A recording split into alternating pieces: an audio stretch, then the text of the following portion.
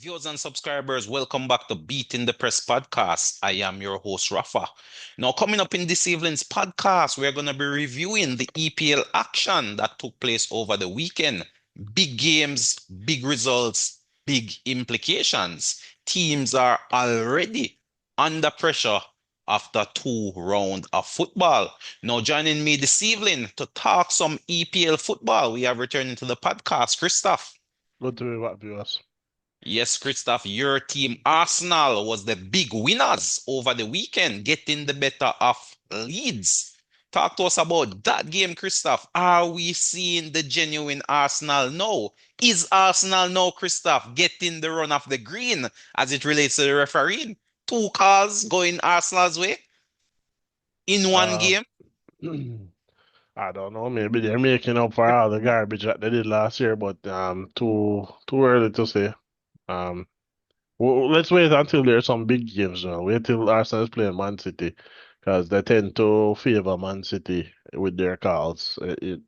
Not in my opinion, but from what you've seen over the years. I mean, to me, Arsenal have been getting the run of the green in the last two games versus It there Manchester there United there in has that only opening been fixture and there now has only versus been two Leeds. games. There Indeed, has only indeed. been two So games, things so have turned around then, as far as you're seeing it thus far. doubtful. Well, definitely. I mean, these two games are what should I say? Better than you were talking previously. I mean, things were always going against Arsenal, but this season we're seeing, as you said, two games in, things seem to be going the right way for Arsenal. But big injuries in those games, Christoph. I mean, got the win over Leeds, comprehensively taking care of business over the Leeds. Big striker Gokira's getting on the score sheet there. But in the process, Arsenal picking up to some key injuries. Odegaard injured, Saka injured. But of course, there was a big transfer news as well, Christoph. Eze is now an Arsenal player. Yeah, big news. I guess. I mean, I know Spurs will be fuming. I heard Thomas Frank making some comments that he doesn't want any player who doesn't want to play for the badge, but I think it's more a matter of if players have to choose between Spurs and Arsenal, they're obviously going to pick Arsenal. Mhm. And unless they were already a Spurs fan, which is, a pretty wild finding a Spurs fan in the wild, to be honest.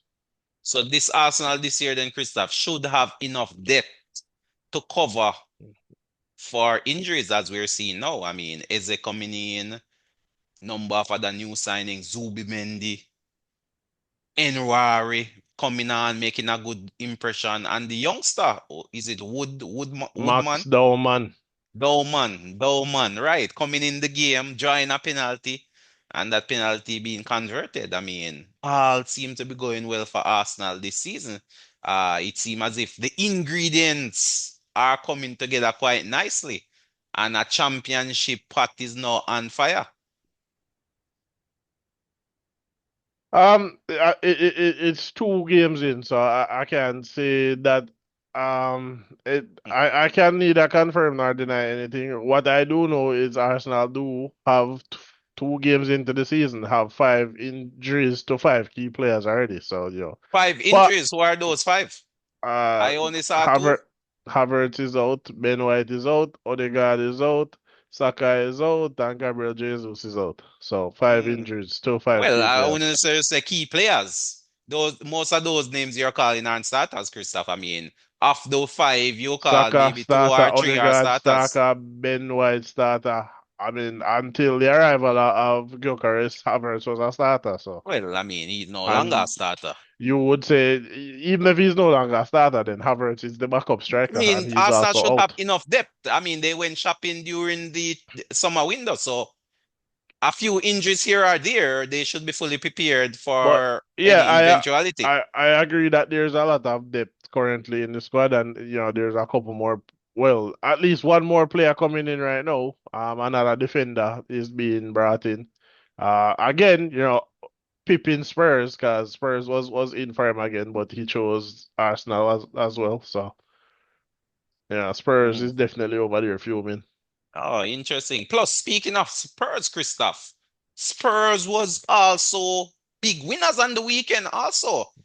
Taking care of business versus Manchester City. That was a shock result for me. I thought Man City, having seen their performance versus Wolves, I was expecting Man City to go into this game and get something from it, but they were blown off the park by Spurs. Two first half goal taking care of business. You could say the second goal was pretty much Man City almost committing football suicide, losing the ball in their own box, and Spurs Um, taking full advantage of that. that losing the ball inside their own box is probably, I would have to say, on Pep, because I'm sure he instructed his keeper to play out regardless of who is on him or whatever. So Pep must take the blame for that. I see a lot of news outlets blaming the keeper Trafford. I was like, Pep told him to Well, do that. Pep told him to do that. So if well, it's there's part any of the blame, training regime building from the back, but at some all point, right. common sense has to come into play. If you're under No, pressure, then you no, you Pep. you you're clear. No, you clearly have not been watching Pep. Pep doesn't like his players to have common sense. Pep likes his players to follow instructions. Well. I mean, you can't question the credentials of a man like Pep. The titles and the championships are there, Christoph. Treble winners. You can't question the credentials. So, if indeed the players are groomed to follow instruction, his instructions have been immaculate over the period, But this was definitely a shock results. And Thomas Frank, the No, new Spurs coach, seemed to be finding not the a right tactics. not a shock result to me. I Mm, said I did not think Man City was quite there. As you can see, they got hit on the counter attack, which I said was their weakness. They cannot defend that counter attack without Rodri. right. And not just without Well, I'm not Rodri sure in if that form. was a Rodri issue. I mean, that was just the Spurs player beating the offside trap from the Man City high line. It Yeah, was and still a then counter attack, wasn't it? finishing. But yeah, I mean, I don't think the absence of Rodri was that visible in this game today. I mean, plus, I mean, he did get some minutes, so He got some minutes. You would say after the game was already, won by Spurs. But no, I definitely expected Spurs to come away, from that game with something. Again, they have that new manager bounce. They have, uh, new signing bounce with kudos as well. And like I said, I still think Man City is soft at the moment. I so don't you're think not convinced then I'm not quite convinced about Man City at the moment. No. that you yeah, definitely interesting times ahead for Man City. Are still, trying to get back to what we know Man City for.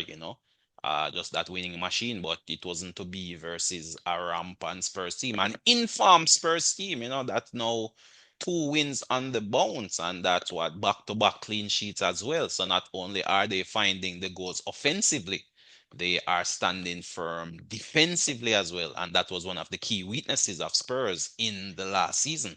They were always leaking goals. But Thomas Frank seemed to have come in, implemented some defensive tactics, and it seemed to be working. Finding the right blend of players as well might be key to them maintaining this form going forward. But Thomas Frank seemed to have garnered the respect of the players, Christoph, and he's getting the best out of them in the early part of the season thus far. And it's good to see, Spurs on the rise for sure. Getting one past Man City. But another team that was in action over the weekend, Christoph, is that team from London, the World Club champions, Chelsea, taking care of business in their fixture versus a West Ham team, which possibly could be looking at a relegation fight if they fail to turn their form away. What can we say about Chelsea, Christoph? We did see Cole Palmer going down, and the usual sentiment is you stop Cole Palmer, you stop Chelsea. But in this game, there was no Cole Palmer to stop, and Chelsea did get the better of West Ham. What's your take on that game? When Cole Palmer was he got injured in the warm up, and uh, you watched the first half, and I thought Chelsea was pretty much cooked based on how they were Mm. playing, but clearly that early goal woke them up, and Yeah, that was a they magnificent side strike from Paqueta from West Ham. They got the first goal, and as you say, it spurred Chelsea into action. It appears that's what happened. The question is, when Cole Palmer is back fit, right? can they still play like this, or will shutting down Cole Palmer, result in the same thing as we saw last season? I think well, I've heard the Chelsea manager says he wants some more signings before the window closes. So, um, Anything is interesting to possible. see. I mean, Chelsea is always making signings. You never know who they'll be signing next. So they're always on the lookout for players coming in and out. Of course, there are a number of other fringe players, also quality fringe players who are still on the Chelsea book, Christoph, but not getting any sort of look in. The likes of a Raheem Sterling, for example, a Ben Chilwell. What's going on with these players? These are quality EPL players, but surplus to requirement at Chelsea. So Well, teams out so there in need of some firepower. Like, for example, a West Ham, I think the likes of a Sterling could be a good fit at West Ham. Imagine an attack with a Sterling, a Paqueta, a Bowen. That I think that could be a attack which gets you the, goals. the, I think that would be pretty good. I think perhaps some of these other Premier League teams that potentially could struggle, teams that could be in that relegation zone come end of the season, on paper that is, they could probably profit from taking some of these Chelsea players on loan. The problem is that Salary. they are on such high salaries they will not be able to afford them, and a lot Well, of, it could be especially you could Chelsea. work out a deal, maybe a 50-50 type situation. Chelsea Even pays 50% and the even 50-50 of a Raheem Sterling, for instance, is probably more than the highest paid player at West Ham. yeah, Even you even are if they indeed pay, correct. and some of the time these clubs, as well as salary, there's a loan fee and stuff like that. Right, right. Well, I mean, So definitely you would have to waive all of that. I mean, you can't have a man Yeah, like Chelsea, if Chelsea were to waive the loan fee and mhm. potentially pay um not 50-50, but maybe the majority of the salary Yeah, but to wasn't get it in wasn't line. Chelsea paying the majority of Sterling's salary while he was on loan at Arsenal last season? But sometimes even if the club is paying the majority of the salary, the club that's is being loaned to is paying a loan fee, which potentially adds up to the salary or greater than the salary. So Interesting, for sure. But definitely Chelsea took care of business, looking half decent, looking like potential contenders this early in the season, of course, you have to play what is placed in front of you. And on the other hand, West Ham really looking like relegation candidates. If I mean, I give Potter two more games to get on the board. If he fails to get on the board, he might be coming under severe pressure already because possibly it's not just the result, but it's the manner of the defeats as well, going down to newly promoted team Sunderland in their first game of the season. Now going down to London rivals Chelsea in their second game. So already the likes of Apata is under pressure. And speaking of pressure, Christoph, Manchester United versus Fulham. That one ending in a draw. Is Amarin already under pressure, Christoph? not really, no, I Mm. don't think so. Not after that game. I mean. For the Arsenal game, Manchester United and Manchester United fans say, they played better than Arsenal. They deserve to win, blah, blah, blah. I've seen Arsenal outplay teams and lose. If you don't score, you can't win. So it don't matter how well you want to play. And again, these big games, Arsenal does not go there to dominate possession. They go there to score on the counter attack, score from set pieces, and win the game. Arsenal is there to win the match.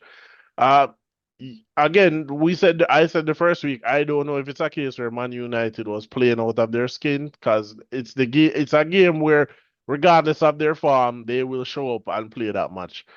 This game here against Fulham look like back to the default of last season, in my opinion.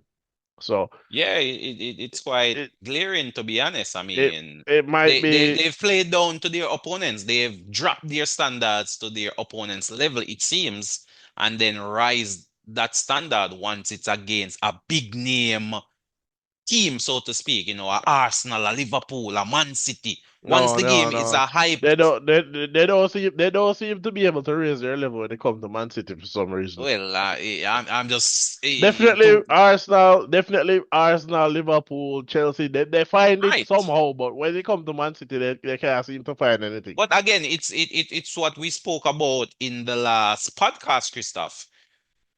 Man United is designed to counter. They have the players who can go on the counter, the Cunhas, the Mbumo, the Fernandes. However, they don't have a team that can control a game and take it to a team that sit deep in a low block defensive setup. They And need that a seemed to be the problem. well, they have Sesko on the bench. Sesko is 6'6". You can cross the ball Yeah, to I'm him. surprised he did not start in this game. What could be the thinking there from the coach? I mean, he has now They, had what, 2 weeks, 2.5 weeks they of probably training. Is it a case of fitness? What are we saying? I mean, you I bought this player for I big money. don't Why I is don't he know if it's still on the fitness, but bench? I don't know. Like if I bring in a player for 100 million, he's starting straight away. Definitely. I Reg mean, Regardless of when I brought this player in, it could be the day before the match he started mm, for 100 million. yeah. I mean, it's not as if he just came in. That's what I'm saying. He's been in training for at Yeah, least 2 weeks, yeah, he's had and at you're least only three going to get weeks. match sharp and match fitness if you're actually playing matches. Right. So I was quite surprised, to be honest, that he didn't start this game. In all honesty, and looking on hindsight, they say 2020, he could have probably made the difference from the start in this one. But again, Fernandez getting a penalty, skying that penalty. Interesting stuff, Christoph. I mean, Amarin is just not getting the results. Back to Can last he go season's on default the at the rest of this moment. season finishing in the bottom half of the league? Or will he be fired by such time? If it's going bad by halfway through the season, he will be replaced. Definitely. Um, he again, like I said, the target for Man United before anything else must be making the top half of the table. I thought Before you were. anything else. I actually thought you were gonna say stay in the league and avoid relegation. I, To I be honest don't. with you. Honestly, I don't. Last season they were a couple points off relegation. At the beginning of the season, I said it. Um, the target, regardless of anything else, obviously they want to make top four and get Champions League or whatever. Before even thinking about that, the target must be make the top half of the table before you think Well, about Champions League. Because well, last season, Man United had what? Was it a negative goal difference? First of all, it was either negative or zero, and they were just a couple points from relegation. Same for Tottenham. Tottenham was just a couple points from I mean, relegation. The Tottenham have started off the target, season on fire. they I they mean, have the started off the polar season on opposite fire. of a Man United. The, But I mean, speaking of Man United, we have Sir Cole joining us on the podcast. Sir Cole, welcome to the podcast. It's better late than never. That is true. Got to be back. But jumping straight into the fire circle, Manchester United versus Fulham. What did you see from United in that game? Can Amarin continue to play this way and remain the Manchester United coach? Well, he would have gotten the job a little bit under a year now. He has now gotten rid of some players and brought in new set of players. As I was reading an article today for some thoughts shared by Wayne Rooney, at least give it some time with his players. Then we assess. We can. I don't want to How, jump the how, how gun much is on. sometime there, Sir Cole? Christmas next year, next 3 years, how much is sometime? until the end of the season. What do you I classify would as say sometime? How much uh, time does he need to start getting some result? To start moving up the table? let's review towards end of October, November, the end time. So I, about 10 games in. 10 games in, we can make an assessment. I think what puts a lot of pressure on Amarin is not that he's not getting the results because this is a Manchester United that obviously is being rebuilt, but it's the amount of money being spent on the rebuild that puts the pressure. You buy You buy a centre forward that has never hit 20 goals in a season for 100 million. Uh, Mbuma and Cunha were what? 180 million for both, right? All these players are coming in Oh, and well, they is that pounds or euros you're talking? pounds, isn't it? Like for the No, two of I them think together, no. I think together. 120. I think they went for What 60 plus. they went for 60? No, wasn't Yeah. it like 90 million No, for? no, no, not pounds, not pounds. Definitely not. Definitely not. I think Okay, well, 60 plus, 65, somewhere in the 60s so for both so players, for Shesh, Mbuma and Cunha. So Sheshko was like, was you could say 100 million. 120 combined and then Sesko went for what? 70 circle? No, Sheshko is Yes, 100 something like that. million. Around 70 mil pounds. Somewhere in that region, the 70 region, I believe. Yeah. Yeah, but still big money. I mean, I'm not taking away from the point. Still big money. Sheshko was 90 million plus add-ons, to my knowledge. Euros Pounds. probably, but not Euros, pounds. not pounds. Ah, okay. Euros. Yeah, Okay. euros. Yeah, if you're Right. talking So pounds, it was low end pounds. that adds a lot of pressure to Amarin. For these players have to deliver, the team must deliver. And spending so much money obviously applies pressure. I think they have, while they brought in some players, they still have two key areas that need addressing. The goalkeeping, which I've heard that they have another goalkeeper that could potentially be better. Fine. You have a world-class keeper in Donnarumma available for what, like 20 million pounds or something like that. That is Oh, I pocket think, oh, change. well, yeah. That is Well, pocket change. You can get a maybe his salary is outside of the Manchester no, United no, structure, no, no. Christoph. The salary is not out of Manchester United structure. How Yeah, much man, does maybe they're moving away from paying the high salaries to players. You know, Sheshko is getting 350,000? So I don't understand. No, man. Anyway, um, What I no, saw today, he wasn't there. What I saw today, though, sir. Casemiro and Bruno were the two big hitters. Everybody else is manageable. 180, The 180 120, region, 150, 120. Yeah. under 200. Rashford, Rashford is still on the books, right? Isn't Manu still paying Rashford's salary? How much is that? Well, I'm not he sure. would probably be one of the big hitters as well, Sir Cole, along with Mount. I Yes, think he will Mount is be. on some big salary as well. But I mean, you have to start somewhere, Christoph. You can't be throwing around 350,000 pounds a week, 300,000 pounds a week. You have to cut down, start small. And then if the player produces, you can then renew the contract with some increase salary. But you can't be starting at the top. Where else are you going to go? You can only go up. But that is what Man United have been doing for years, and then players underperforming. You can't get rid of them, like Right. So A Jadon Sancho, obviously, for you would be example. falling back into the same cycle if you went out, got Donnarumma, put But him on that's 350,000 pounds a week. but Donnarumma is a proven world-class goalkeeper. It's a Well, goalkeeper, we're not sure. regardless of how Man When he United, came in. regardless of what style of football Man United is playing. The goalkeeper is an isolated position. Well, I don't know if he fits Amarin style. But two years ago, when he bought in Onana, he came in on a similar profile. So What I similar? mean, Hold there's on, no hold on, hold on, guarantee. hold on, hold on, hold on. What similar profile is that? Because Onana is very different from a Donnarumma. Donnarumma is not a ball playing goalkeeper. All right, Donnarumma is a traditional shot stopping goalkeeper. It's not the same. Fine, but what I'm saying is when Manu got Onana, didn't Inter just win Argo finals for the Champions League? Right, they went to Yeah, the finals and so lost. he was of a similar kind of a profile in terms of Right. having deep Big European team, big experience. name, big Yes, finalists, for a winning team. winning, yeah, winning his One league, etc. Syria. Yeah, so I mean, he was an established goalkeeper already. Right. He just without the countryside So to Donnarumma wouldn't be the right move then, Circle. A no, goalkeeper, yes, but not Donnarumma. I'm not saying no, but not for any big money.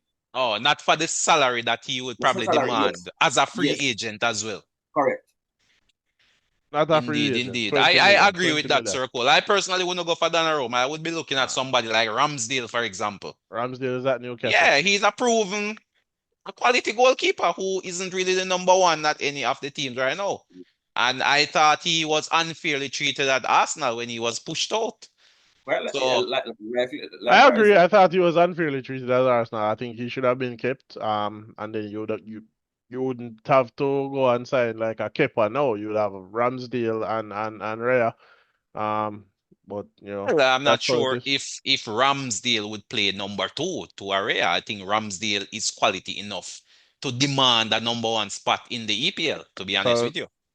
So so then yeah, I mean, why hasn't he displaced Nick Pope at Newcastle? well, that Nick Pope is a hard nut to crack, to be honest with you. But And speaking of David It's Raya has smart. two golden gloves, two golden gloves in a row. So you can't really well, argue with that. I mean, sometimes it's not the quality of the goalkeeper all the time. Sometimes it's the quality of the defense in front of him. It's really a team effort. But oftentimes it's the goalkeeper which gets the accolades, so to speak. But I mean, let's not forget that golden glove was shared.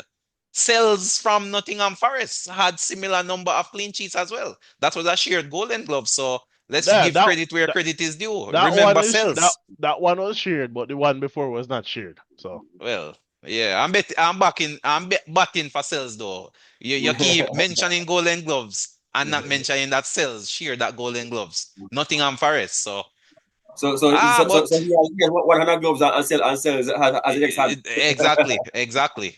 Sales has the right hand and Rhea has the left.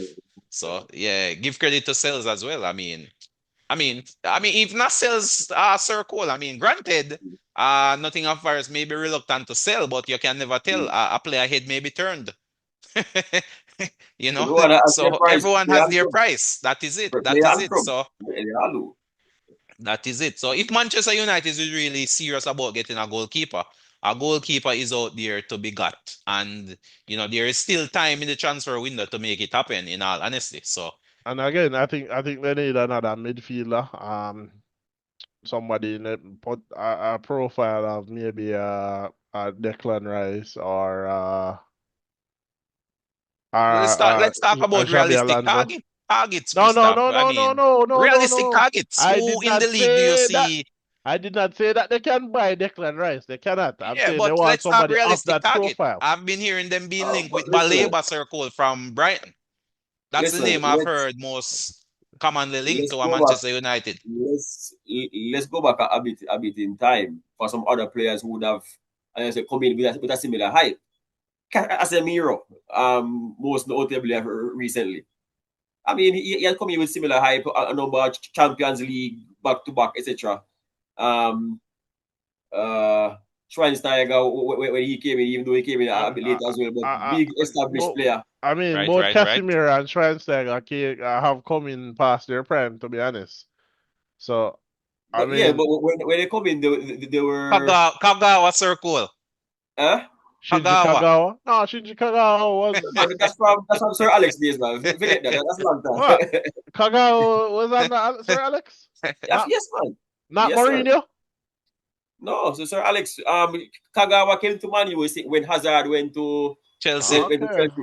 okay. Yes, Yeah. Same yes. time. That was a big comparison at the time. At the time, Kagawa. yes, it was. Similarly to Ma how we are comparing Gokires to Ekitike, it was a Yes, similar thing. Kagawa versus Hazard, who would be the better player at the time.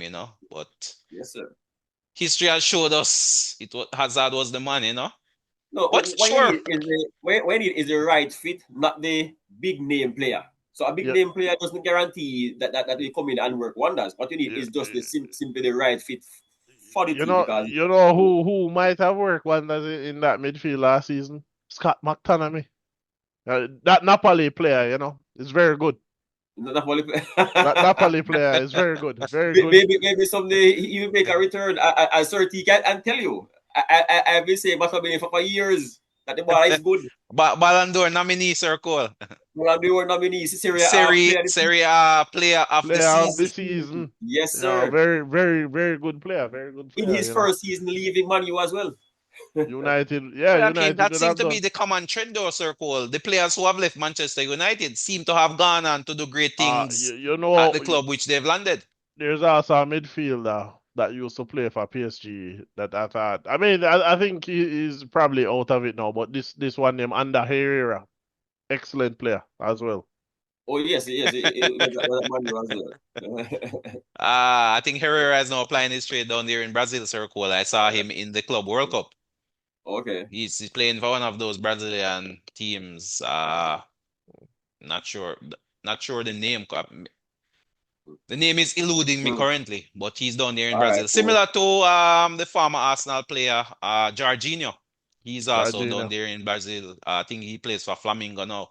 So, Well, and a number of those players who are phased out of the league are now playing Mm. their trade in, you could say, quality leagues such as the Brazilian here league, I as think they showed during the Club World Cup. eh, Oftentimes overlooked, doesn't get the media attention, but quality ball is being played down there in South America circle. here I was playing for Boca Juniors, man. Boca Juniors, that is it. That is it. All But right. Let me Circle, say, getting back to the Manchester United, though, what is it that yeah, Manchester United need to do to turn their fortunes around? From what, two draws? Well, a draw and a run a loss. loss, Draw and a loss. So run a what, loss. 1.2 from two games? Yeah. They Still might early consider days. changing the formation. Let me give it some more time. Let me give it more time. Maybe yeah, maybe a tweak like that may work. Maybe a change, something tactical. But Or our maybe personal starting want to Sesko as well. panic May again. work. Uh, I agree with Sir Cole that it's too early in the season to kind of write them off. We're seeing cracks are there. The attacking wasn't quite working. Not getting the finish. But again, like Sir Cole said, I think it's too early to say at the moment. Again, what Indeed. maybe once Time is the master. Cisco they starting Cisco, it might make a difference. But maybe switching to a 4-3-3 or a 4-2-3-1 might help as well.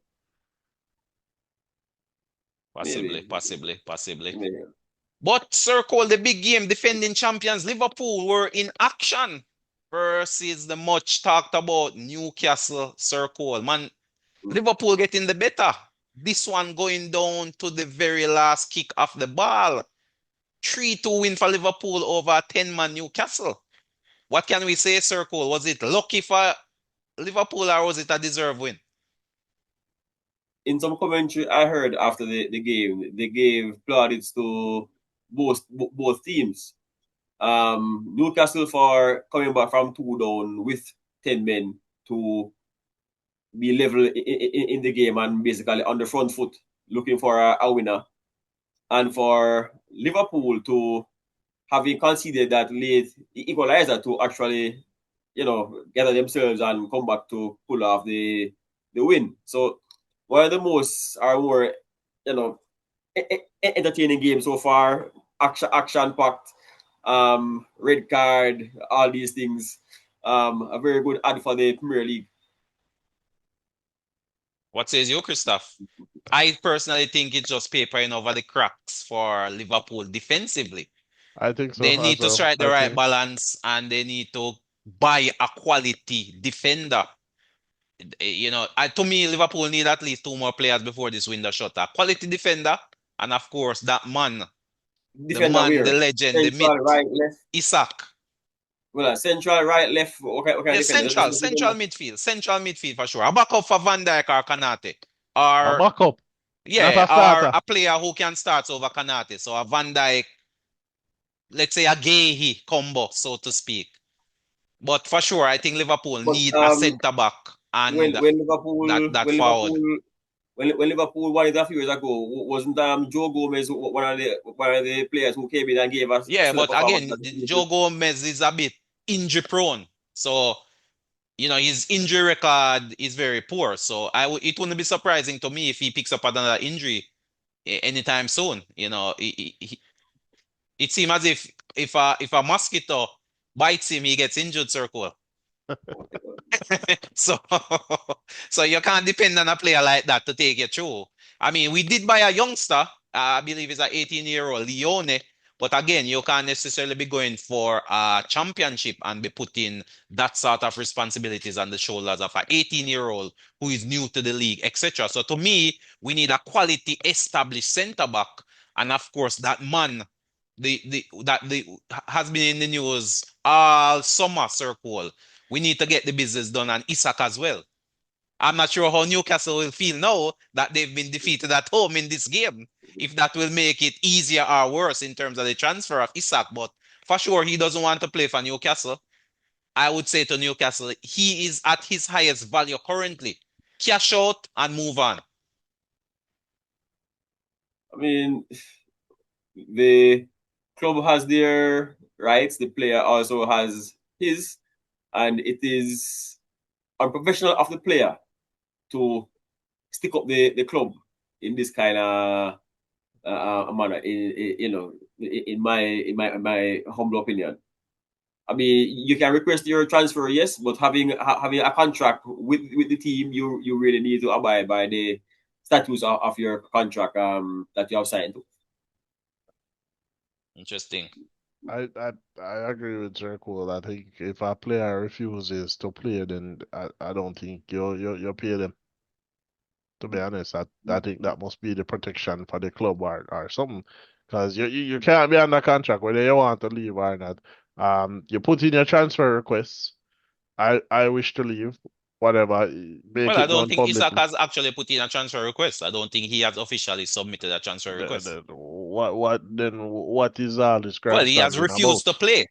He has Yeah, refused to play for the club, but why? he hasn't made an official transfer request. Then if you refuse to play for the club, it must mean that um you want something from the club if you have not Yeah, you put in a want to go. transfer You want request. you want to be Oh, released. so if you want to go, you want to be released, you put in your transfer request. He has not done that, so it could be that this is an issue of a salary. And if Well, if Newcastle were to offer him a better salary, a better contract, he might put pen to paper and play. well, I'm not sure about that, but time will definitely tell. Time will tell. But we're quickly running out of time, Sir Cole. Any quick final thoughts on Yeah, this man. weekend of Just action? just two quick questions for Christoph. What's his opinion now with the refereeing in the league as it relates to Arsenal? Because we saw two dubious calls going the way of Arsenal this weekend. One, the handball, and two, the penalty, which I think both were against Arsenal. I don't think the goal should have stood. I Which don't think that was a penalty. which goal should not have stood? Wasn't there a handball incident for one of the Arsenal goals No, and the last penalty? the Max Dorman penalty. Yes. That was a Soft penalty. call, Sir Cole. No, man, Soft that was a call. penalty. No That was a penalty. And penalty. one of the goals should be decided for That was a handball. penalty. I No, don't. come Soft on. call. No, sir, no There was penalty. a Not in a million years. there was a Not in a handball million years. incident that people were calling for penalty for Leeds, but what happened with that one is, I believe, two No, players that's not it. touch that not that No, one. Wait, no. wait. The instant, a handball where the ball kick went to a from one of the corners, I believe. The first corner, Probably or the was. second corner. Remember I which don't. one? I Yeah, but I a ball came off a hand. Gents, we're gonna have to pick this one up at the I don't next remember. podcast I don't because remember we that. are running out of time. We're out of time. So thanks again, Circle Christoph, for coming on board. Viewers, subscribers, thanks for tuning in to us. But continue to share, like, and of course subscribe if you haven't done so as yet. But until next time, this is Rafa signing off.